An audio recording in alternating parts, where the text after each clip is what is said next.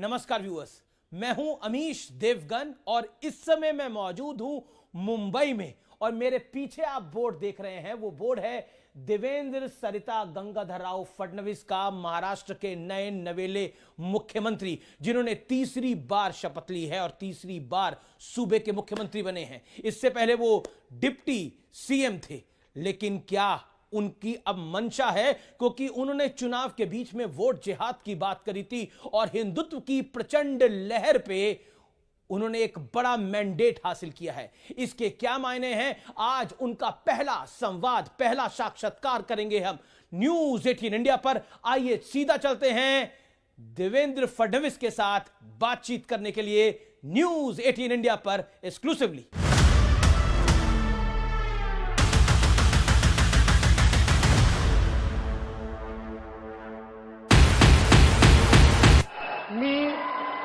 देवेंद्र सरिता गंगाधरराव फडणवीस। शपथ के इस सेंटेंस के लिए आपको कितना लंबा इंतजार करना पड़ा? सौभाग्य। बहुत सारी कहानियां बनती रही, कई किस्से भी बने। 3 पार्टियों का निर्णय करना पड़ता है। शिंदे जी भी किसी बात पे नाराज चल रहे थे। मैं मुख्यमंत्री से उप मुख्यमंत्री बना तब मुझे भी लग रहा था कि ये करना चाहिए या नहीं करना चाहिए।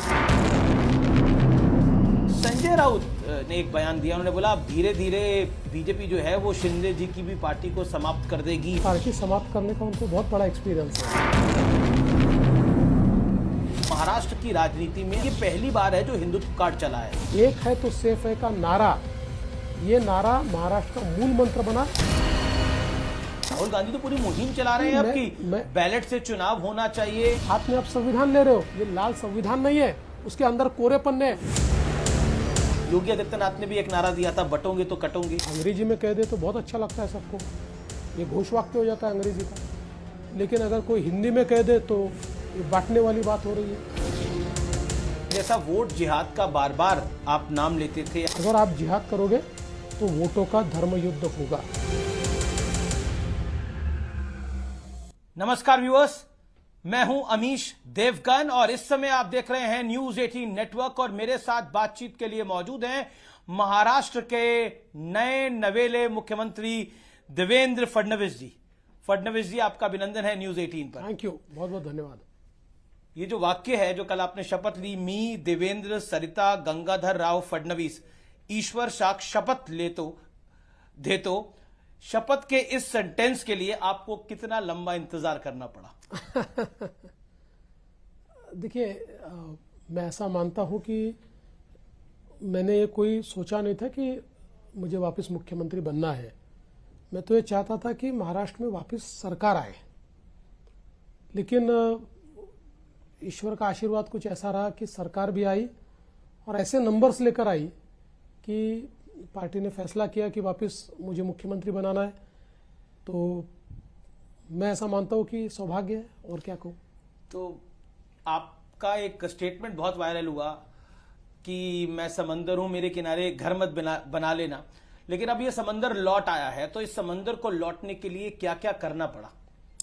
मैं ऐसा मानता हूं कि पिछले 5 साल ये बहुत संघर्ष के रहे, क्योंकि जिस समय मैंडेट मिलने के बावजूद जी उद्धव ठाकरे जी की शिवसेना ने हमारा साथ छोड़कर कांग्रेस और शरद पवार जी का दामन थामा, और उसके बाद 2.5 साल एक सरकार चली, बहुत ही बदले की भावना से चली।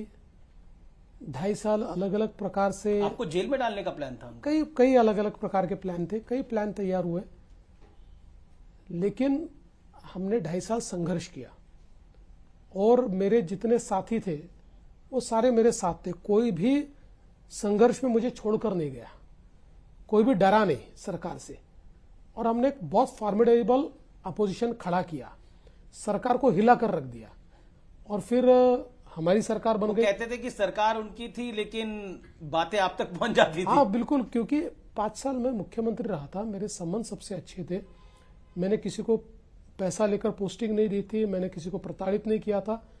तो ब्यूरोक्रेसी में मेरे लिए एक इज्जत भी थी और मेरा एक रुतबा भी वहां पर था, तो मुझे सारी चीजें तो पता चल जाती थी। तो इसलिए मैंने 2.5 साल तो बिल्कुल सरकार को हिलाकर रख दिया। फिर वापस हमारी सरकार आई तो 2.5 साल हम लोगों ने बहुत तेजी से काम करने की कोशिश की। शिंदे जी हमारे मुख्यमंत्री थे, मैं और अजीत दादा साथ में थे जी। तो मुझे लगता है कि एक जिसको कह सकते हैं रोलर कोस्टर राइड, इस प्रकार की राइड हमारी चल रही थी, लेकिन इसका अंत अच्छा हुआ। अंत भला तो सब भला हम कहते हैं जी। ऐसे लोगों ने एक बहुत डिसाइसिव मैंडेट हमको दिया। बहुत बड़ा मैंडेट है। बीजेपी अपने बल पर 2014 से ज्यादा सीटें लाई हैं। मैं अगर एनालिसिस करके देखूं तो 2014 में 100 सीटें पार, 2019 में 100 सीटें पार और 2024 में भी 100 सीटें पार। तो देवेंद्र फडणवीस ने और बीजेपी ने कहीं ना कहीं महाराष्ट्र में अपना झंडा तो गाड़ा है, लेकिन एक चीज है कि शपथ ग्रहण में इतनी देरी क्यों हुई? बहुत सारी खबरें आती रही, बहुत सारी कहानियां बनती रही, कई किस्से भी बने। अंदर की बात क्या है? पहले तो मैं आपको कहना चाहता हूं कि महाराष्ट्र की जनता ये 2014 से लगातार मोदी जी के साथ रही है। मैं ऐसा मानता हूं कि मोदी जी को महाराष्ट्र के लोग बहुत चाहते हैं। ये ठीक है कि लोकसभा में कोई नैरेटिव हमारे खिलाफ चला गया और हम तैयार नहीं थे उसको रोकने के लिए, हमारी तैयारी कम पड़ गई, तो 0.3% हमारा वोट कम रहा और उसके कारण हमको बहुत सीटें गंवानी पड़ी। लेकिन हम लोग इस बार सजग थे, हमने पूरी कोशिश की और इसके चलते हमको बहुमत भी मिला। ठीक है, 3 पार्टियां हैं, 3 पार्टियों का निर्णय करना पड़ता है। और ऐसा नहीं है, जब 2004 में भी कांग्रेस एनसीपी बहुमत में आई थी और अच्छे बहुमत में आई थी तो उनको 13 दिन लगे थे। 2009 में भी उन लोगों को 9 दिन लगे थे। तो ऐसा कोई बहुत इनऑर्डिनेट डिले हुआ ऐसा नहीं है। पर थोड़ा डिले तो हुआ। शिंदे जी भी किसी बात पे नाराज चल रहे थे। मैं ऐसा नहीं मानता कि शिंदे जी नाराज चल रहे थे, क्योंकि हमारी जब मीटिंग दिल्ली में अमित शाह जी के साथ हुई, उसी समय शिंदे जी ने कहा कि मैं ये समझ सकता हूं कि आपकी पार्टी के इतने लोग चुनकर आए हैं कि आपके ऊपर ये प्रेशर है कि आपकी पार्टी का मुख्यमंत्री बने। तो एक प्रकार से उन्होंने उस समय कंसीड कर दिया था। और बाद में मैंने भी उनको ये कहा कि सरकार हम बनाएंगे तो आपने सरकार में रहना चाहिए। मैंने मेरा एक्सपीरियंस बताया कि मैं मुख्यमंत्री से उप मुख्यमंत्री बना, तब मुझे भी लग रहा था कि ये करना चाहिए या नहीं करना चाहिए। पार्टी ने कहा तो मैंने किया, पर मेरे ध्यान में आया कि तब जब आपको उप मुख्यमंत्री बनना था, जब पार्टी का आदेश आया आपको उप मुख्यमंत्री बनना है, तब आपके मन में क्या विचार आया था? अगर आज बता पाए तो आप। देखिए, मेरे को एक ही डर था, मैं तो पार्टी का लॉयल सिपाही हूं। एक ही डर था, मुझे लगता था कि लोग कहेंगे कि सत्ता के लिए कितना लालची आदमी है जी। कल तक मुख्यमंत्री था, आज उप मुख्यमंत्री हो गया। लेकिन बनने के बाद मेरे ध्यान में आया कि पार्टी का कहना सही था। देखिए, जो पार्टी का प्रमुख होता है वो अगर सरकार के बाहर रहे तो सरकार ठीक नहीं चलती और पार्टी भी ठीक नहीं चलती। और वही मेरा एक्सपीरियंस मैंने शिंदे जी को भी कहा। मैंने कहा, देखिए, आप पार्टी के मुखिया है, आपको पार्टी चलानी है। आप सत्ता के बाहर रहेंगे तो आपके जैसे पार्टी के को चलाने के लिए सत्ता के माध्यम से जो निर्णय करने पड़ते हैं, जो एक प्रकार से लोकाभिमुखता लानी पड़ती है, तो नहीं आ पाएगी। तो उन्होंने भी उसको मंजूर किया। तो आप, क्योंकि इस दौरान क्योंकि डिले हो रहा था तो बड़े सारे मीम्स बन रहे थे, तो आपने भी कोई मीम देखा कि नहीं देखा? नहीं, मैंने कई मीम्स देखे और मुझे बड़ा, मैं कहता हूं कि बहुत एंटरटेनिंग था। इतना नहीं, हम तीनों ने साथ में बैठकर भी कई मीम्स देखे और खूब उसके ऊपर हंसे। एक मीम मुझे याद आता है कि जिसमें अजित पवार जी कुर्सी पर बैठे, उसके पीछे उप मुख्यमंत्री लिखा हुआ है और बाजू मुख्यमंत्री की कुर्सी रखी हुई है खाली, और वो बोल रहे, अरे भाई किसी को तो बैठाओ, मैं तो परमानेंट ही हूं। जी जी। लेकिन फिर भी क्या आपको लगता है कि शपथ ग्रहण समारोह में शिंदे जी का उस कार्ड में उनका नाम नहीं था, तो उसको लेकर भी एक विवाद शुरू हो गया? ऐसा कोई कार्ड ही नहीं बना था, पर एक कंट्रोवर्सी हुई? ना ना ना ना, ऐसा कोई कार्ड नहीं था। ये तो लोग क्या बना के क्या डालते हैं। लोगों ने तो मेरे साइन के 10 ये एमएलएस को मंत्री बनाओ ऐसे राज्यपाल को रिकमेंडेशन भी दिखा दिया। जी, जी। ये सब बिल्कुल ऐसा नहीं है। कार्ड जो बना नियम के अनुसार बना, जिसमें मुख्यमंत्री का नाम होता है, उप मुख्यमंत्री और मिनिस्टर्स ऐसा होता है, उसी प्रकार से कार्ड बना था। कार्ड वार्ड की कोई कंट्रोवर्सी नहीं थी। हाँ, उनके यहाँ जो मेजॉरिटी लोग थे वो चाहते थे कि शिंदे जी सरकार में जाए। एक छोटा माइनॉरिटी का तबका ऐसा भी था जो कह रहा था कि वो न जाए और कोऑर्डिनेशन कमेटी के चेयरमैन हो। तो शिंदे जी ने सबसे बातचीत की और उसके बाद ये तय किया कि वो जाएंगे। तो उसमें थोड़ा समय गया, लेकिन उनके दिमाग में कोई कंफ्यूजन नहीं था, क्लैरिटी थी। मतलब अभी भी सरकार के अंदर कोई कंफ्यूजन नहीं है, क्लैरिटी है, तीनों के बीच बिल्कुल में clarity समन्वय है, पूरा समन्वय है, कोऑर्डिनेशन है। 100%। जी, संजय राउत ने एक बयान दिया, उन्होंने बोला अब धीरे धीरे बीजेपी जो है वो शिंदे जी की भी पार्टी को समाप्त कर देगी और बीजेपी ने अपना फायदा ले लिया है। How do you take it? देखिए, पहली बात तो यह है कि मैं संजय राउत के बयानों पर कभी भी रिएक्ट नहीं करता। और वो बयान तो डेली इसका कारण मैं बताता हूं कि हर नेता ने अपना स्तर तय कर लेना चाहिए, और मुझे लगता है कि संजय राउत के बयानों पर हमारे प्रवक्ता रिएक्ट करे। उद्धव जी कुछ कहे तो मैं रिएक्ट करता हूं, और जहां तक इस बयान का सवाल है तो मैं ऐसा मानता हूं कि पार्टी समाप्त करने का उनको बहुत बड़ा एक्सपीरियंस है। शिवसेना की हालत किस लिए हुई, जरा शिवसेना के नेताओं से पूछ लो, वो आपको बताएंगे। शिवसेना ने उबाटा सेना, जी, उबाटा सेना जो उद्धव ठाकरे की पार्टी है। लेकिन एक जो कटुता आई है महाराष्ट्र की राजनीति में बीते 5 साल के अंदर, 2019 का जब मैंडेट आपका और शिवसेना का आया और शिवसेना ने आपको छोड़ दिया और वो कांग्रेस और शरद पवार की पार्टी के साथ चली गई, जो कटुता आई है, क्या आपको लगता है वो खत्म हो सकती है, अब वो थोड़ी माइल्ड डाउन हो सकती है? नहीं, होनी चाहिए। देखिए, 2019 तक महाराष्ट्र की राजनीति में बहुत संवाद था। 2019 के बाद ये संवाद कम हुआ, खत्म नहीं हुआ, तो बहुत कम हुआ, जो मैं नहीं मानता कि किसी भी स्वस्थ लोकतंत्र के लिए इस प्रकार की परिस्थिति होनी चाहिए, और कम से कम महाराष्ट्र की राजनीतिक संस्कृति ऐसी नहीं थी। तो मेरा अपना प्रयास है कि मैं इस संवाद को एस्टैब्लिश करना चाहता हूं। अभी जब मेरा शपथ ग्रहण समारोह था, मैंने स्वयं माननीय शरद पवार जी को, माननीय उद्धव ठाकरे जी को, माननीय सुशील कुमार शिंदे जी को, माननीय पृथ्वीराज चौहान जी को सामने से फोन करके निमंत्रित किया। आपने फोन किया? फोन करके निमंत्रित किया जी, क्योंकि उद्धव ठाकरे की पार्टी के प्रवक्ता ने बोला कि हमें निमंत्रण ही नहीं मिला था। नहीं, मैंने स्वयं फोन करके निमंत्रित किया और उन्होंने बहुत अच्छा रिएक्ट किया। उन्होंने मुझे शुभकामनाएं दी। उनकी कोई अपनी कठिनाइयां थी, इसलिए उन्होंने कहा नहीं आ पाएंगे, लेकिन उन्होंने कहा कि हमारा सहयोग होगा। सभी की कठिनाइयां थी, इतनी कटुता हो गई कि मुझे अच्छी तरह से याद है, मैं वो दृश्य मुझे याद है, 2019 में उद्धव ठाकरे सीएम बने और आप उनके शपथ ग्रहण के कार्यक्रम में गए थे। मैं गया था, लेकिन कोई भी नहीं आया विपक्ष से। देखिए, आखिर हर एक की अपनी सोच होती है। मुझे लगता है कि किन्हीं कारणों से उनको आना गवारा नहीं होगा, लेकिन उन्होंने मुझे शुभकामनाएं दी है। और आगे भी देखिए, भले ही विपक्ष की संख्या कम होगी, उनकी संख्या के आधार पर उनका आकलन मैं नहीं करूंगा। मैं लोकतंत्र में विपक्ष के आवाज को भी सुनने की कोशिश करूंगा, और जो सही बात वो कहेंगे उसको मानने की कोशिश भी करूंगा। जी, लेकिन मैं कटुता की बात कर रहा था। कटुता इतनी थी इस चुनाव के अंदर कि आप पे निजी हमले हुए, आपके परिवार पर निजी हमले हुए। दुख होता है आपको इस बात का? देखिए, दुख तो होता है, लेकिन मैं उन सबका आभार व्यक्त करता हूं। जिस प्रकार से उन्होंने मुझे पर्सनली टारगेट किया, मेरे परिवार को टारगेट किया, इससे एक नेचुरल सिंपैथी जनता के मन में मेरे प्रति तैयार हुई। हर चीज के लिए आप सिर्फ देवेंद्र फडणवीस को टारगेट करते हो, लोगों के भी ध्यान में आया कि ये अननेसेसरी टारगेट किया जा रहा है। उसकी एक सिंपैथी मुझे मिली, और साथ साथ मुझे एक आत्मबल भी मिला कि मुझे लड़ना है, मुझे संघर्ष करना है, मुझे जीतना है। तो ये जीतने का जज्बा इन लोगों ने मेरे बीच तैयार किया। तो आपको लगता है जो आपको गाली दे रहे थे वो आपका जज्बा तैयार कर रहे थे? बिल्कुल बिल्कुल, एकदम ताकत मेरी खड़ी होगी। जी, कांग्रेस ने एक बात ट्वीट करी और कहा कि जो बीजेपी ने विज्ञापन दिया शपथ का, उसमें बाला साहब की फोटो नहीं थी, उसको लेकर एक विवाद खड़ा करने की कोशिश की गई। साधारणतः वो जो विज्ञापन है वो सरकार का विज्ञापन था। सरकार के विज्ञापन के ऊपर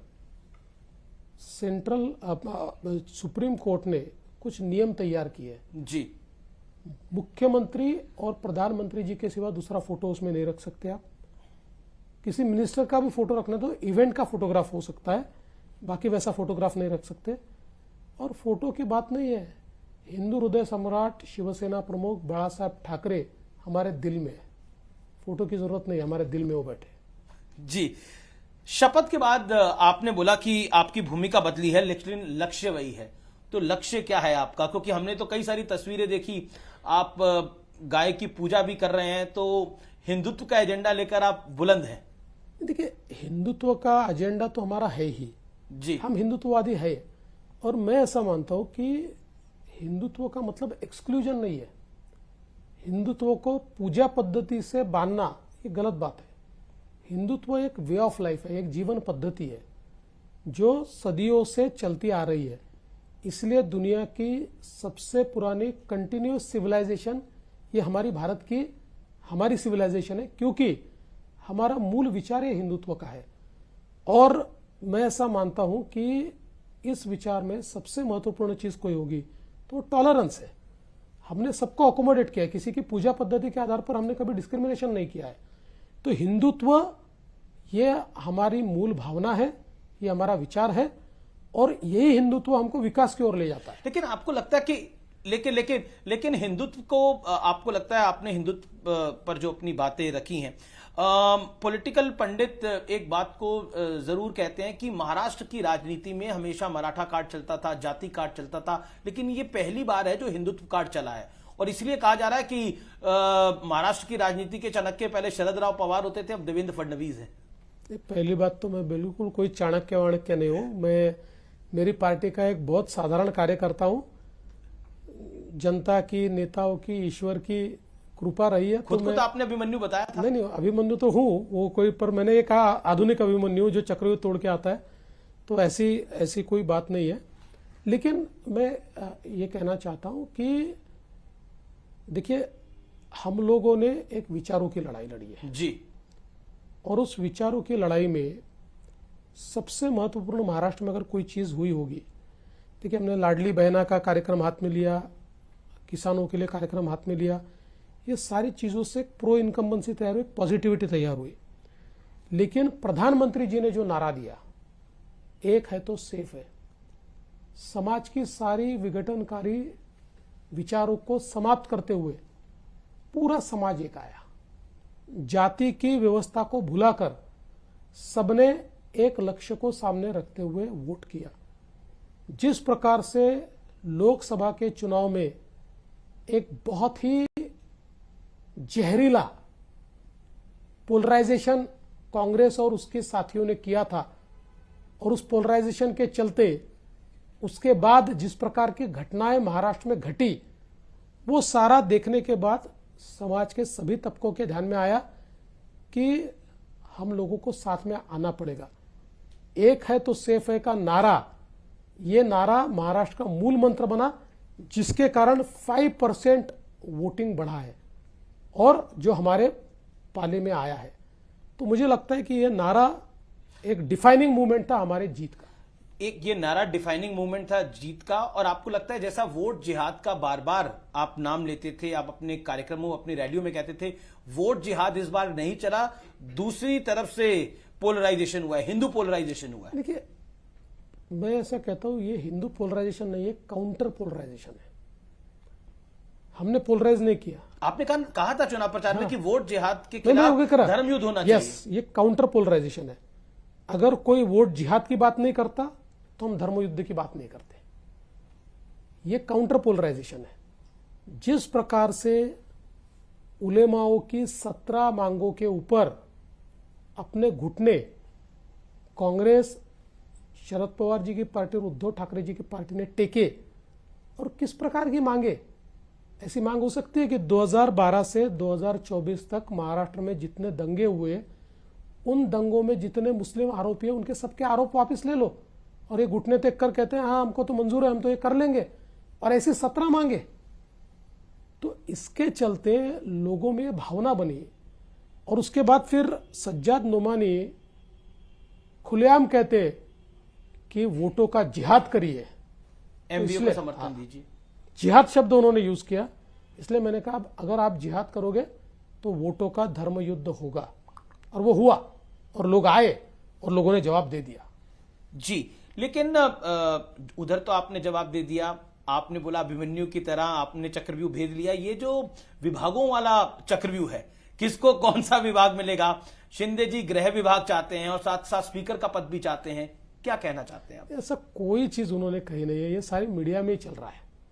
देखिए, किसको कौन सा विभाग मिलना चाहिए इस पर बैठकर हम लोग फैसला कर लेंगे, कोई प्रॉब्लम नहीं है। गृह मंत्रालय को लेकर देखिए, गृह मंत्रालय हो, अर्बन डेवलपमेंट हो, फाइनेंस विभाग हो, रेवेन्यू विभाग हो, जितने प्रमुख विभाग है ठीक से हम लोग उसको। पिछली सरकार में आप गृह विभाग देखते थे, इसलिए मैं पूछ रहा हूं। नहीं, मैंने पिछले समय 5 साल मेरे पास था, उसके बाद 2.5 साल भी मेरे पास था, लेकिन सवाल कौन सा विभाग किसके पास रहेगा ये नहीं है, सरकार ठीक से चले, इसलिए इसका ठीक मुझे ऐसा लगता है बंटवारा करना चाहिए, वो हम करेंगे। अच्छा, अजीत पवार साहब और शिंदे साहब दोनों के साथ आपने काम किया है, तो दोनों में से आपको आपकी सहजता किसके साथ है, या फिर बोलूं कि जिससे आपका कोऑर्डिनेशन बेहतर है? नहीं, मेरा दोनों से बहुत अच्छा कोऑर्डिनेशन है। देखिए, दोनों के स्वभाव का अंतर है। शिंदे साहब का स्वभाव ये इमोशनल स्वभाव है, अजीत दादा का स्वभाव ये प्रैक्टिकल है। अजीत दादा प्रैक्टिकल पॉलिटिक्स करते हैं, प्रैक्टिकल एडमिनिस्ट्रेशन करते हैं। शिंदे जी चूंकि बाला साहब ठाकरे जी की शिवसेना से आए हुए हैं, तो इमोशन उनके लिए ज्यादा मायने रखती है, तो इसलिए मेरा दोनों से अपना कनेक्ट है। थोड़ा घुमा के पूछे तो डील करने में किससे आसानी है, मतलब पॉलिटिकल बात करने में, पॉलिटिकल डील करने में? सब एक बात याद रखिए जी, पॉलिटिकल डील कहीं पर भी आसानी से नहीं होती है जी। सभी पार्टियों को अपने कार्यकर्ताओं का हित देखना होता है, अपने मंत्रियों का हित देखना होता है। सभी लोग हार्ड बार्गेन करते हैं, हम भी हार्ड बार्गेन ही करते हैं, हम भी कोई सॉफ्ट बार्गेन नहीं करते, लेकिन अल्टीमेटली हम तीनों इस रियलिटी को समझते हैं कि हम तीनों मिलकर ही ये सरकार है। जी, तीनों मिलकर ही सरकार है। लेकिन अजीत पवार का अनुभव जो है वो 6ठी बार उप मुख्यमंत्री बने हैं। पॉलिटिकल पंडित कहते हैं वो नए इस देश के मौसम वैज्ञानिक है, पॉलिटिकल मौसम वैज्ञानिक है, उन्हें पता है किसका शासन आने वाला है। नहीं, ऐसा मैं नहीं मानता, लेकिन यहाँ ये बात जरूर है कि अजीत दादा ने 6 बार शपथ ली हुई है और एक प्रकार से उप मुख्यमंत्री पद की एस्टेब्लिश फेस इस रूप में उनको देखा जाता है। लेकिन इस बार आप देखिए, उन्होंने जिस समय शरद पवार जी का साथ छोड़ा तो एक प्रकार से बड़े रिस्क थे उनके पास, क्योंकि अपना अस्तित्व दिखाना चाहते थे। लोकसभा के बाद एक सवालिया निशान भी उनके ऊपर लगा जी, कि ये कर पाएंगे। आप लोगों पे भी बहुत दबाव आया कि आप बिल्कुल। अजीत पवार को छोड़ दीजिए, लेकिन उन्होंने करके दिखाया और उन्होंने एस्टेब्लिश किया कि the real NCP is Ajit Pawar faction. जी। अब तो चुनाव हो गए हैं, लोकसभा चुनाव के मुकाबले बीजेपी का प्रदर्शन बहुत शानदार रहा है। जो सीटों पर का अंबार लगा वो हम सबने देखा है। आपने कभी सोचा था जब आप चुनाव प्रचार कर रहे थे कि 130 सीटें? जी नहीं, मैंने नहीं सोचा था। मैं सच बात आपको कहता हूं कि मैं ये मानता था कि 110 सीटें आएगी। जब 5% सर्ज हुआ तो मैंने कहा 120 सीटें आएगी, लेकिन 130 सीटें मैंने नहीं सोची थी। मैं क्यों झूठ बोलूं। हाँ, ये जरूर मैंने कहा था और कई पत्रकार उसके साक्षी है कि जिस समय 5% वोट बढ़ा तो मैंने, पत्रकारों ने मुझे पूछा कि आप इसके मायने क्या है, तो मैंने उनको कहा कि देखिए 5% वोटों का बढ़ना ये 2 ही सिरों में होता है। एक तो एक्सट्रीम एंटी इनकम्बेंसी में होता है, अगर हम लोग नहीं भाप पाए और इतने एंटी इनकम्बेंसी है तो हम तीनों मिलकर 50-60 सीटों में सिमट जाएंगे। लेकिन ग्राउंड पे हमको ऐसा ध्यान में नहीं आया, ग्राउंड पे हमको पॉजिटिविटी दिखी, तो हम जो सोचते हैं उस पॉजिटिव डायरेक्शन में अगर ये है तो लैंडस्लाइड विक्ट्री होगी, हम 200 से आगे जाएंगे, ऐसा मैंने कहा था। लेकिन विपक्ष की 50 सीटें आई हैं, इतना नंबर उनका कम आया है कि वो नेता प्रतिपक्ष नहीं दे सकते, तो राजनीति में कटुता करने का एक पहला कदम आप ले सकते हैं, उनको नेता प्रतिपक्ष का पद देना चाहेंगे क्या? देखिए, ये हमारे हाथ में ही नहीं है जी, इसका फैसला स्पीकर साहब करते हैं। स्पीकर भी तो नहीं, बीजेपी का होगा, ऐसा या नहीं होता शिवसेना है, का स्पीकर होगा? होता है, स्पीकर पुराने निर्णय और सारे आधार पर वो निर्णय करते हैं। लेकिन अगर स्पीकर साहब ये चाहेंगे कि किसी को विपक्ष का नेता बनाना है तो हम मना नहीं करेंगे। एक कंट्रोवर्सी जिस पर मैं आपका ध्यान आकर्षित करना चाहता हूं, हालांकि आपने उसके बारे में कई बार बोला होगा, वो है ईवीएम। ये जो 130 सीटें आई हैं, इसको लेकर जब नतीजे आ रहे थे और मैं उस समय कार्यक्रम कर रहा था, तभी संजय राउत का बयान आ गया कि ये कैसे चुनाव हो रहा है, कैसे नतीजे आ रहे हैं, ऐसा हो नहीं सकता। मतलब एक तरह से एक रोना गाना, मतलब वो स्टार्ट हो गया था। ये ईवीएम कितनी बड़ी रिस्पॉन्सिबल है बीजेपी की जीत में? देखिए, ये जब जीतते हैं तो ईवीएम पे बोलते नहीं है, हारते हैं तो ईवीएम का रोना शुरू कर देते हैं। इस देश के सुप्रीम कोर्ट ने एक बहुत ही डिटेल्ड जजमेंट ईवीएम पर दिया हुआ है, सारे पहलुओं का उसके ऊपर विचार किया। इसीलिए वापस अभी जब केस इन्होंने की तो कोर्ट ने कहा कि आप हारने के बाद रोना छोड़ दो। मूल रूप से मैं सवाल पूछना चाहता हूं, एक ही दिन चुनाव होता है, झारखंड में विपक्ष जीतता है, जेएमएम और कांग्रेस जीतती है, और यहाँ हम जीतते हैं। वहां पर उनकी जीत पर कोई सवाल या निशान नहीं है। वहां ईवीएम एकदम अच्छा है, कोई प्रॉब्लम नहीं है, और यहाँ ईवीएम खराब है। यहाँ एक लॉजिक लेके आया कि बैटरी 99% नहीं, उसके ऊपर 99 क्या 100 हो कि 90 हो कि 60 हो, कोई उससे फर्क नहीं पड़ता। ये भी कोर्ट में प्रूव हो चुका है। लेकिन राहुल गांधी जो एक यात्रा निकालना चाह रहे हैं ईवीएम को लेकर, भारत जोड़ो यात्रा की तर्ज पर, उनको लगता है कि ये यात्रा निकलनी चाहिए। और एक लॉजिक भी देती है कांग्रेस पार्टी और विपक्ष लॉजिक देता है, बड़ा चुनाव जीत जाते हैं, छोटा चुनाव हमें जितवा देते हैं। जैसे हरियाणा जीत गए, जम्मू कश्मीर जितवा दिया, महाराष्ट्र जीत गए, झारखंड हमें जितवा दिया। ये लॉजिक देते हैं वो लोग। हरियाणा और जम्मू कश्मीर में क्या अंतर है? दोनों छोटे स्टेट है। सवाल यह है, अगर ऐसा होता, सबसे बड़ा चुनाव तो लोकसभा का हुआ। लोकसभा के चुनाव में आपको 99 सीटें कैसे मिली? लोकसभा के चुनाव में हम लोग तो 400 पार जाना चाहते थे, लेकिन हमको सीटें कम मिली। तुलना में हम लोग जितना मानते थे उतनी सीटें नहीं मिल पाई जी। तो ऐसा क्यों हुआ? तो मुझे लगता है कि ये मूर्खतापूर्ण बातें इन्होंने बंद करनी चाहिए। और मुझे सबसे ज्यादा इस बात का दुख है कि भारत जोड़ो नाम का जो एक दुकान इन्होंने खोला है, ये केवल अराजकता तैयार करने वाला दुकान है।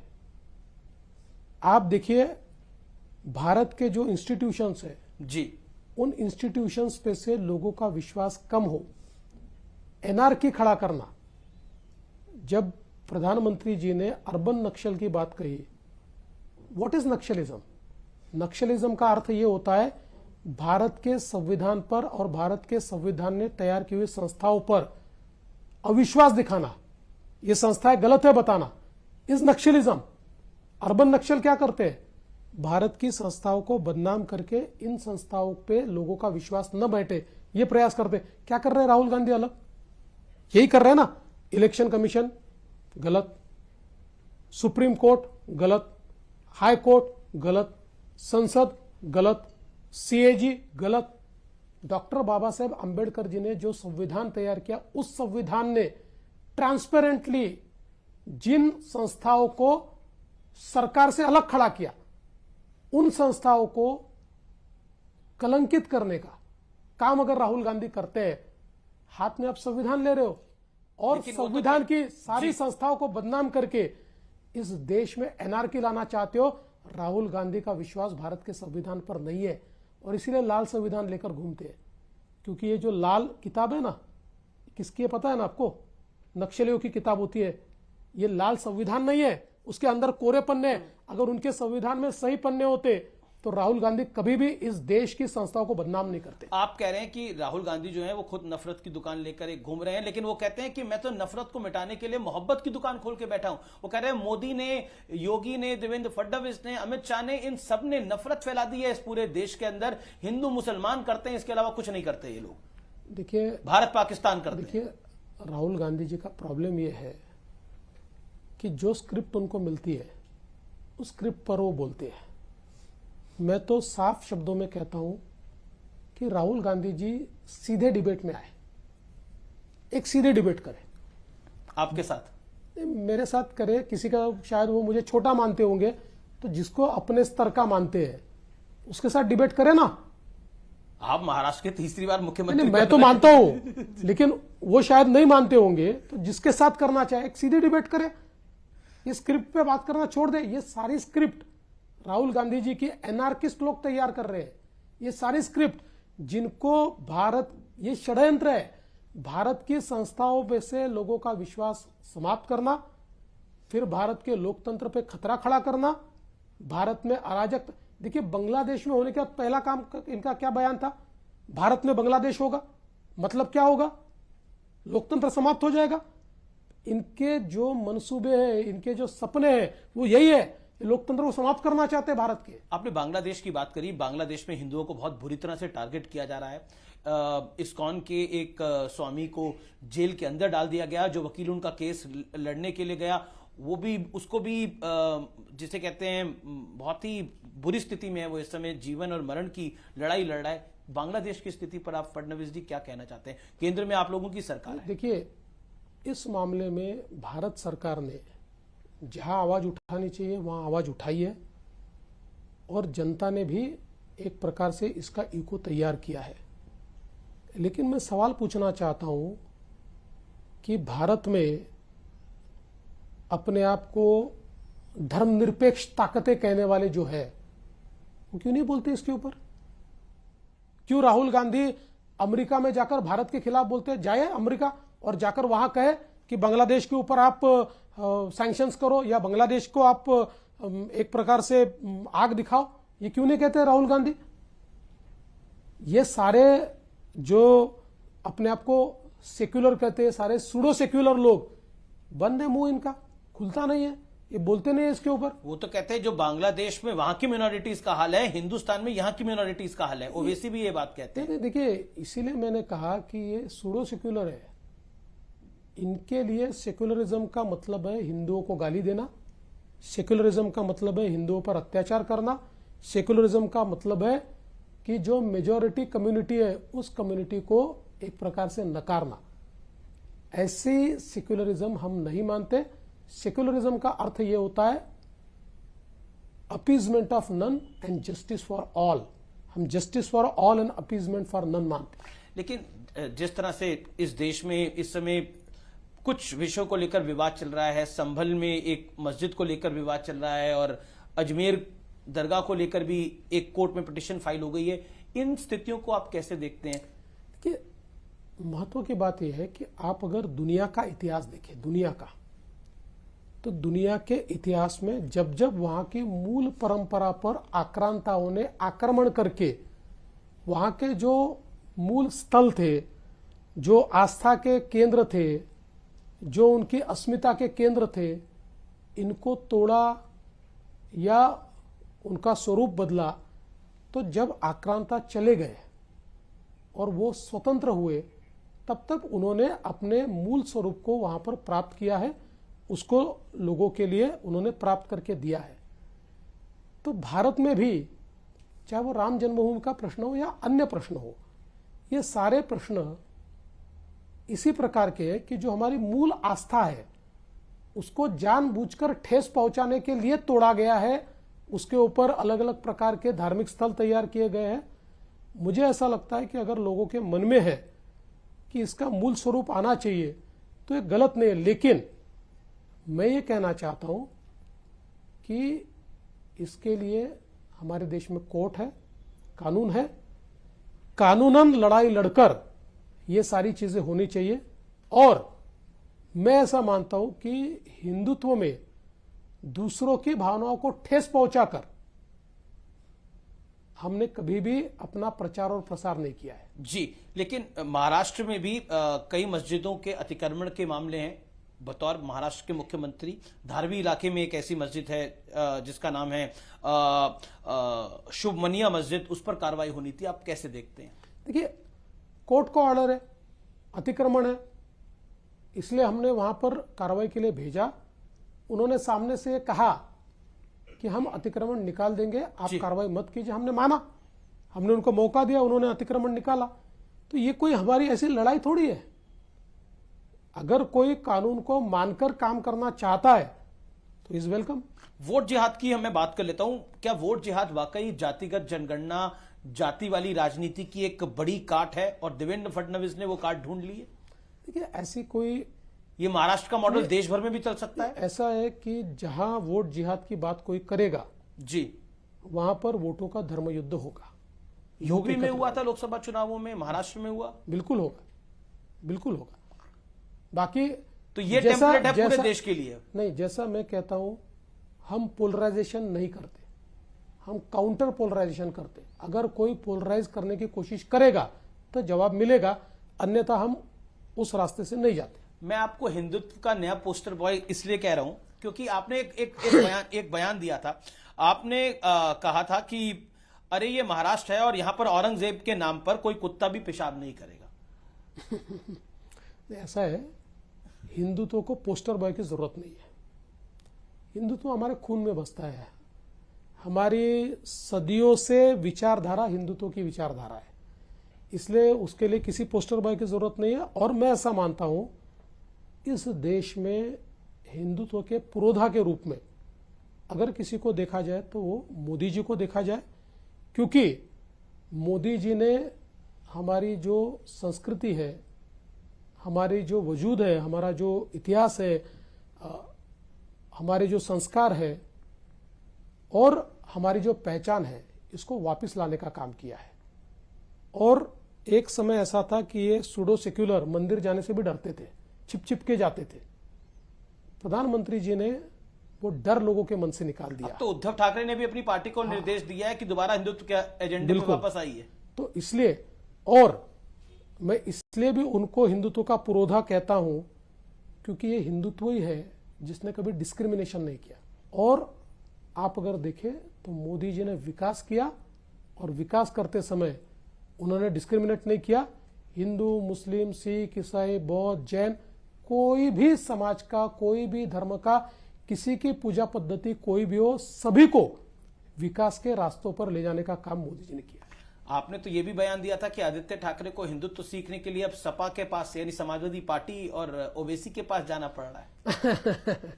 नहीं, मैंने ऐसा है कि चुनाव प्रचार के दरमियान उन्होंने ये कहा था कि भाई देवेंद्र फडणवीस मुझे हिंदुत्व न सिखाए जी। तो मैंने कहा था मैं क्यों सिखाऊं भाई, मैं थोड़ी कोई सिखाने वाला होता हूं। अभी तो आपके पास सपा है, आपके पास ओवैसी है, आपके पास ये सारे लोग हैं, आपको सिखाएंगे।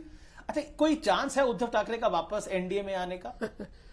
देखिए, अभी हमारी मेजोरिटी ही इतनी है कि मुझे लगता नहीं है कि कोई जरूरत भी है, क्योंकि ग्राउंड लेवल पे उनके कई नेता चाहते हैं कि वापस बीजेपी के साथ चले जाएं। अब नहीं, निश्चित रूप से चाहते होंगे क्योंकि मूल डीएनए उनका हिंदुत्व का रहा है। अब उन्होंने उसके ऊपर एक हरी चादर ओढ़ ली है, लेकिन उस हरी चादर में उनके नेता कहीं ना कहीं सफोकेट तो होते हैं ना, हो रहे हैं। तो कोई चांस है आने वाले अभी साल? कोई चर्चा ही नहीं है। मुझे लगता है कि अभी उस चर्चा का कोई मतलब ये समय भी नहीं है। आपने बोला कि एक है तो सेफ है, नारा बहुत चला। योगी आदित्यनाथ ने भी एक नारा दिया था, बटोगे तो कटोगे। उसका भी कुछ इंपैक्ट रहा आपको लगता है? देखिए, दो नारे अलग नहीं है जी। आज ये मेरे सामने गिलास रखा हुआ है जी, मैं ये भी कह सकता हूं कि गिलास आधा भरा है, मैं ये भी कह सकता हूं कि गिलास आधा खाली है जी। तो बटोगे तो कटोगे कहना, इसका अर्थ है गिलास आधा खाली है। एक है तो सेफ है, इसका कहना गिलास आधा भरा है। देखिए, दोनों का अर्थ तो यही है कि united we stand and divided we fall. हम अंग्रेजी में कह दे तो बहुत अच्छा लगता है सबको, ये घोषवाक्य हो जाता है अंग्रेजी का। लेकिन अगर कोई हिंदी में कह दे तो ये बांटने वाली बात हो रही है। अरे भाई, समाज को एक करने का काम है। कोई अगर समाज को, देखिए मोदी जी ने बहुत अच्छे से कहा कि एक रहो तो सेफ रहोगे। योगी जी ने अपने स्टाइल में उसको कह दिया, कह रहे भैया साथ में नहीं रहोगे तो समाप्त हो जाओगे। जी। अच्छा, उत्तर में योगी जी हैं और पश्चिम में यानी और वेस्ट में फडणवीस जी आ गए। देश में तो मोदी जी आई, ईस्ट में हिमंता बिस्वा शर्मा हो गए और साउथ में पवन कल्याण, आप हालांकि आपके सहयोगी हैं। ये पोस्टर बहुत चल रहा है, तो कैसे आप देखते हैं? मतलब आपको लगता है कि फ्यूचर ऑफ बीजेपी इज जो है, आप भविष्य है भारतीय जनता पार्टी का? भारतीय जनता बड़े रूप में भारतीय जनता पार्टी में बहुत नई जनरेशन के नेता है जी, इसलिए भारतीय जनता पार्टी का फ्यूचर ब्राइट है। आज मेरे जैसे नेता ये 3-3 बार मुख्यमंत्री बन पाए, ये कांग्रेस में संभव नहीं है, ये केवल बीजेपी में संभव है। मोदी जी ये कर सकते हैं, ये उनमें क्षमता है, ताकत है और हिम्मत है। तो मुझे लगता है कि एक बहुत बड़ी पीढ़ी का निर्माण मोदी जी ने किया है। उन्हीं में से कुछ लोग आगे जाएंगे, आगे पार्टी संभालेंगे। तो आपको लगता है कि आप वो जो बीजेपी की लिस्ट है उसमें आप टॉप पे हैं अभी? नहीं, मैं नहीं मानता मैं टॉप पर हूं वगैरह नहीं मानता। बीजेपी की अगली पीढ़ी की लिस्ट में मैं जरूर रहूंगा। मैं 3 फोटो लेकर आया हूं आपको दिखाने के लिए। पहली फोटो जो है वो है ये क्या कहना चाहते हैं आप इस फोटो को देखकर? देखिए, यही विनम्रता है मोदी जी की जो लोगों का दिल जीतती है। वो इतने बड़े नेता है, ये तो कार्यक्रम उनका नहीं था, हमारी शपथ का कार्यक्रम था, लेकिन उन्होंने जिस प्रकार से विनम्रता के साथ एक प्रकार से लोगों का आभार माना कि आपने हमको वोट दिया जी, ये लोगों का दिल जीतती है।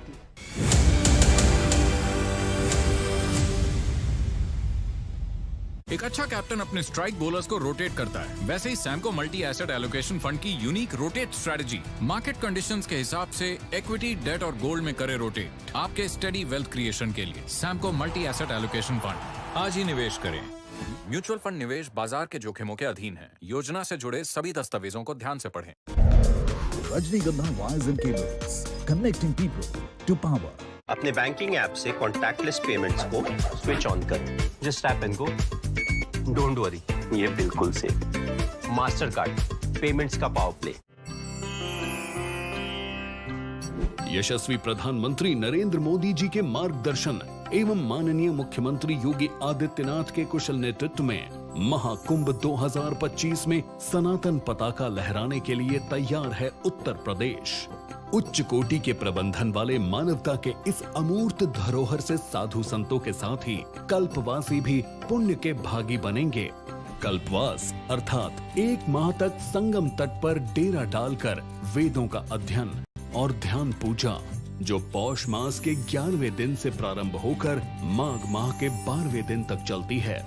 श्वेत व पीतांबरधारी कल्पवासियों के दर्शन, संगम में डुबकी और पूज्य साधु संतों के आशीर्वाद का पुण्य प्रसाद प्रयागराज महाकुंभ में बंट रहा हो तो चहुं ओर एक ही जयकार गुंजायमान है। आओ चले महाकुंभ। जयतु महाकुंभ, जयतु सनातन।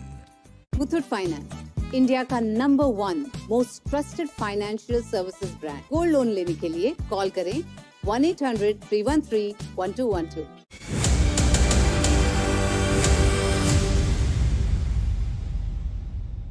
चुनाव प्रचार के दौरान आपने गाना गाया था, गीत था वो जागो हिंदू जागो, अब वो काफी वायरल हो रहा है। तो वो गाना आपने सुना कहां से और सीखा कहां से, या आप संग से ही सुनते हुए आ रहे थे? देखिए, ये गाना कोई मैंने चुनाव प्रचार में गाया नहीं था। मूल रूप से ये जो गाना है, जब राम जन्मभूमि का आंदोलन शुरू हुआ तो कार सेवक के रूप में जब हम लोग अयोध्या गए थे, उस समय का ये गाना था, तब हम ये गाते थे। तो जब राम मंदिर का शिलान्यास हुआ, उस समय भी मैंने वो गाना गाया था याद करके। उससे जस्ट पहले एक मुंबई में उत्तर भारतीय एक सम्मेलन हुआ था, उस सम्मेलन में मैंने ये गाना गाया था। हालांकि मुझे कोई बहुत सुर वगैरह आते नहीं है। अभी आजकल टेक्नोलॉजी ऐसी है कि हमारे कुछ लोगों ने वो गाना उठाया वहां से जी, और उसको बैकग्राउंड में म्यूजिक डाल दिया, उसमें कुछ कोरस डाल दिया, तो एक वो गाना बन गया। और मैं तो आपको बोलने वाला था 2 लाइनें, अगर आप नहीं चुनाव में उसको नहीं भाई साहब, मैं इतना बेसुरा हूं कि मैं नेशनल टेलीविजन पे अपनी इज्जत नहीं उतारना चाहता। जी जी जी जी, लेकिन हम लोग आप सवाल करते हैं कि वर्क लाइफ बैलेंस होना चाहिए, तो आप वर्क वाइफ बैलेंस बना लेते हैं अपना? नहीं बना सकते। देखिए क्या होता है, ये कहना बड़ा आसान होता है, लेकिन आप जब इस मकाम पर पहुंचते हो, इतना संघर्ष और इतना आपको एक प्रकार से काम करना पड़ता है, तो आपके घर वालों को सैक्रिफाइस करना ही पड़ता है। मेरी वाइफ हो, मेरी माँ हो या मेरी बेटी हो, जी, सभी को सैक्रिफाइस करना पड़ता है। मेरी वाइफ को मेरा समय नहीं मिलता, मेरी बेटी अभी 10th में 10वीं क्लास में है जी, उसको भी मैं समय नहीं दे पाता। लेकिन घर के लोग भी समझते हैं कि भाई जो काम मैं कर रहा हूं वो देश के लिए, वो समाज के लिए। तो कभी नाराज भी होते हैं, लेकिन फिर भी मुझे संभाल लेते हैं। फिर भी सवाल। लेकिन आपने, मैं ये कॉम्प्लीमेंट करना चाहता हूं, आपने अपनी फिटनेस पे खूब ध्यान दिया है बीते कुछ सालों के अंदर। हाँ, थोड़ा मैंने वजन तो कम किया है और प्रयास कर रहा हूं, अभी अटका हूं। पता नहीं अभी ये इससे कम होगा या बढ़ जाएगा, ये पता नहीं है। नहीं, मैं आपको बार बार टोकता रहूंगा, सवाल पूछता रहूंगा। चलिए 2-3 और सवाल हैं। प्रधानमंत्री ने एक लोकसभा चुनावों में न्यूज 18 को इंटरव्यू दिया था, और उस इंटरव्यू में प्रधानमंत्री मोदी ने आपकी तारीफ करी थी। कहा कि एक तरह से डिप्टी सीएम पद लेना उस समय देवेंद्र फडणवीस के लिए बहुत बड़ी बात थी, लेकिन महाराष्ट्र के लिए हमने ये किया। मेरे मन में ये शंका थी, क्या मैं डिप्टी सीएम का पद लूं या न लूं। मोदी जी से मेरी बात हुई, उन्होंने जो बात मुझे कही उसके बाद मेरे मन में रत्ती भर, क्या कहा था? जो भी उन्होंने कहा था वो तो हमारा आपस का संवाद है जी, पर रत्ती भर भी मेरे मन में शंका नहीं रही। और उसके 1 महीने बाद ही मैंने ये रियलाइज किया कि मोदी जी कहते थे वो सही था, ये पद लेना बिल्कुल जरूरी था, पार्टी के लिए आवश्यक था। और जिस प्रकार का ट्वीट, आप उस समय का मोदी जी का ट्वीट देखिए, बिल्कुल देखा मैंने। एक छोटे से कार्यकर्ताओं को किस कद पर मोदी जी ले जाते हैं, ये उस ट्वीट के माध्यम से हमने देखा। तो मुझे लगता है कि उसके बाद मेरा कॉन्फिडेंस इतना बढ़ा, शायद मैं ऐसा मानता हूं कि मुख्यमंत्री बन जाता तब भी इतना प्रेज मुझे नहीं मिलता हमारे कार्यकर्ताओं की ओर से, नेताओं की ओर से, जितना डिप्टी सीएम बनने के बाद मिला। जी, लेकिन 2019 में जब आपने इस्तीफा दिया था तब मन में भावना क्या थी? क्योंकि मैंडेट आपके पक्ष में आया था और क्योंकि मैंने वो चुनावी रैली उद्धव ठाकरे जी की भी देखी थी, जिसमें मोदी जी की होर्डिंग होती थी और प्रधानमंत्री बोलते थे दिल्ली में नरेंद्र है और महाराष्ट्र में देवेंद्र होगा। लेकिन उसके बाद इतना बड़ा हो गया, जब आप रिजाइन दे रहे थे और अब जब आप 2024 में शपथ ले रहे थे तो वो मन में थॉट क्या आया था? क्योंकि वो जो थॉट है वो आपके कार्यकर्ताओं के लिए तो प्रेरणा होगा, लेकिन हर उस व्यक्ति के लिए प्रेरणा होगा जो कि कभी कभार एक मायूसी देखता है, क्योंकि जीवन में उतार चढ़ाव तो आता ही है। 2019 में जब इस्तीफा दिया तो मुझे दुख था, और दुख इस बात का ज्यादा था कि उद्धव जी ने चर्चा ही नहीं की, इसका दुख मुझे ज्यादा था। क्योंकि आप 5 साल साथ में काम करते हो तो एक रिलेशन बनता है, एक व्यक्तिगत इमोशनल आपका कनेक्ट होता है, तो वो एक कनेक्ट उनके साथ मेरा काफी अच्छा हुआ था। तो जब उन्होंने बातचीत ही नहीं की या फोन भी नहीं लिया तो निश्चित रूप से बहुत दुख हुआ था मुझे। मेरे मन में यह था कि भाई जिस प्रकार से विश्वासघात हुआ है, धोखा हुआ है, इसका जवाब मिलना चाहिए। उद्धव जी ने तब बोला था कि अमित शाह ने वादा किया था उनको कि नहीं, देखिए वो गलत बात है, अमित शाह ने खुद भी उसको डिनाई करा, बिल्कुल गलत बात है। जी, चलिए मेरा अगला सवाल है लॉ एंड ऑर्डर को लेकर। आपको लगता है, क्योंकि बाबा सिद्दीकी की भी हत्या हुई, सलमान खान को भी बहुत सारी धमकियां मिल रही हैं बतौर मुख्यमंत्री? देखिए लॉ एंड ऑर्डर ये हमेशा चैलेंज रहता ही है। मुंबई जैसा शहर जो एक बहुत ही वल्नरेबल इस प्रकार का शहर है, क्योंकि ये देश की आर्थिक राजधानी है, इसने कई बॉम्ब स्फोट झेले हैं और विशेष रूप से आतंकवादियों के टारगेट पर जी ये शहर हमेशा होता है। तो महाराष्ट्र में लॉ एंड ऑर्डर संभालना एक बहुत चैलेंजिंग इस प्रकार का जॉब है। मैंने कई सालों तक वो किया है, यशस्विता के साथ किया है, और मैं ऐसा मानता हूं कि इस सरकार में भी हम लोग महाराष्ट्र की लॉ एंड ऑर्डर को बहुत अच्छे तरीके से हैंडल करेंगे। हरियाणा आप लोगों ने जीत लिया, महाराष्ट्र में आपकी सरकार आ गई, अगला चुनाव दिल्ली है और अरविंद केजरीवाल वहां 10 साल से हैं, उनकी पार्टी है। क्या लगता है आपको? मुझे लगता है कि बीजेपी जीतेगी, लोगों का मन अभी बीजेपी की तरफ है, क्योंकि आपने देख लिया लोकसभा में कांग्रेस और आप इन्होंने गठबंधन किया, बावजूद उसके बीजेपी जीती है। तो विधानसभा में लोगों का मन बना है। आप क्योंकि पॉलिटिक्स को बहुत अच्छे से समझते हैं, क्यों आपको लगता है यूपी बाई इलेक्शन में बीजेपी जीती, महाराष्ट्र में जीती, हरियाणा में भी जीती, जिन जिन जगहों पे बीजेपी लोकसभा में हारी थी वहां पलट के जीत के वापस आ रही है? रीजन क्या लगता है आपको? क्या एक पब्लिक में भी रिग्रेट है, मोदी को वोट नहीं दिया हमने? बिल्कुल 100% रिग्रेट है, वो हमने महसूस किया है। देखिए 2 चीजें इसमें बहुत महत्वपूर्ण है। एक, how do you analyse it? जो फेक नरेटिव लोकसभा में चला। देखिए लोकसभा में मैं महाराष्ट्र की तो बात आपको कह सकता हूं कि हमारी विफलता सबसे बड़ी क्या रही महाराष्ट्र में, हम लोगों ने फेक नरेटिव को रोकने के लिए कोई एपरेटस ही तैयार नहीं किया था। जी, वी वर कॉट अनअवेयर। हम लोग अनफॉर्चुनेटली, मेरे जैसा कार्यकर्ता भी कॉम्प्लेसेंट था, जीत रहे, ये तो इनका चलेगा ही नहीं, इस मूड में चले गए। वो नीचे परकोलेट हो रहा था और हम ये मानते थे कि इसका कोई असर नहीं है, अपन तो जीत रहे। आपने तो खुद ऑफर किया था कि मैं छोड़ देता हूं और नहीं, मैं वो तो बात की बात है। जी, तो उसके बाद ये जैसे ध्यान में आया तो हम लोगों ने उस नरेटिव को बस्ट करने का काम शुरू किया। तो पूरे देश में वो नरेटिव खत्म हो गया, फेक नरेटिव, और लोगों के मन में एक टीस है, एक प्रकार से लोगों को लगता है कि भाई हमने गलत किया या मोदी जी के साथ गलत हुआ। जी, जिस व्यक्ति ने अपने जीवन का प्रत्येक क्षण भारत को महान बनाने में लगाया, वो भले 400 नहीं तो 350 तो डिजर्व करते ही थे। जी बिल्कुल, रैपिड फायर राउंड है, एक एक लाइन में जवाब देना है। राहुल गांधी और अरविंद केजरीवाल में से आप बेहतर नेता किसको मानते हैं? देखिए, ये तो डेविल एंड डीप सी वाली बात आपने कह दी। Choose between devil and deep sea, तो ऐसा तो चॉइस होता नहीं है। अच्छा, शिवसेना और एनसीपी में से नेचुरल अलायंस आप किसके साथ मानते हैं? नेचुरल अलायंस हमारा शिवसेना के साथ है, पॉलिटिकल अलायंस एनसीपी के साथ। Very clear answer. और बाला साहब ठाकरे अगर आज होते तो क्या सोचते? मुझे ऐसा लगता है कि बाला साहब ठाकरे अगर आज होते तो उद्धव जी को इस रास्ते पर कभी नहीं जाने देते, कभी नहीं। मैं 3 फोटो लेकर आया हूं आपको दिखाने के लिए। पहली फोटो जो है वो है ये। क्या कहना चाहते हैं आप इस फोटो को देखकर? देखिए, यही विनम्रता है मोदी जी की जो लोगों का दिल जीतती है। अभी वो इतने बड़े नेता है, ये तो कार्यक्रम उनका नहीं था, हमारी शपथ का कार्यक्रम था, लेकिन उन्होंने जिस प्रकार से विनम्रता के साथ एक प्रकार से लोगों का आभार माना कि आपने हमको वोट दिया, जी, ये लोगों का दिल जीतती है। दूसरी फोटो आपकी? हाँ, ये तो माता जी का आशीर्वाद है। मैं तो ऐसा मानता हूं कि जैसे ईश्वर का आशीर्वाद महत्व का होता है, माता जी का भी आशीर्वाद महत्व का होता है। तीसरी फोटो आपको खास पसंद आए ना आए मुझे पता नहीं है। क्या कहना चाहते हैं आप?